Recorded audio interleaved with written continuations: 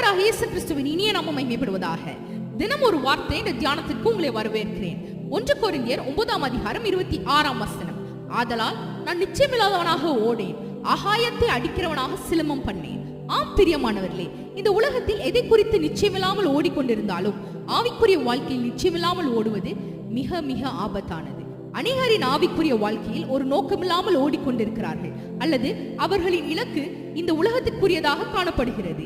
நம்முடைய வாழ்க்கை இவ்விதமாக இருக்கிறதா? அல்லது பவுலை போல நான் எதற்காக அழைக்கப்பட்டனோ அதற்காக ஆசையாய் பின்தொடர்கிறேன் என்று சொல்லக்கூடியதாக இருக்கிறதா? இன்றைக்கு அநேகர் உலக ஆசீர்வாதங்களுக்காக தேவனை தேடுகிறார்கள். ஆனால் அது மெய்யான பக்தியும் அல்ல, தேவனை தேடுகிற வழிமுறையும் அல்ல.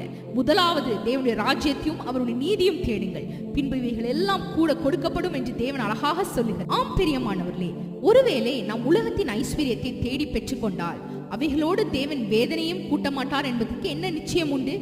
தேவனாக கொடுக்கின்ற ஐஸ்வர்யத்திற்கும் நாம தேடி போகிற ஐஸ்வர்யத்திற்கும் இதுவே வித்தியாசம். தேவன் கொடுக்கிற ஐஸ்வர்யத்தோடு அவர் வேதனையை கொடுக்க மாட்டார். ஆகவே நாம் ஆவிக்குரிய நிச்சயத்தோடு ஓடுவது மிக அவசியம். நாம் மரிக்கும் பொழுது பரலோக ராஜ்யத்தில் அவரிடத்தில் கிட்டி சேர்வது முக்கியம். இன்றைய நாள் உங்களுக்கு ஆசீர்வாதமான நாளாக இருப்பதாக.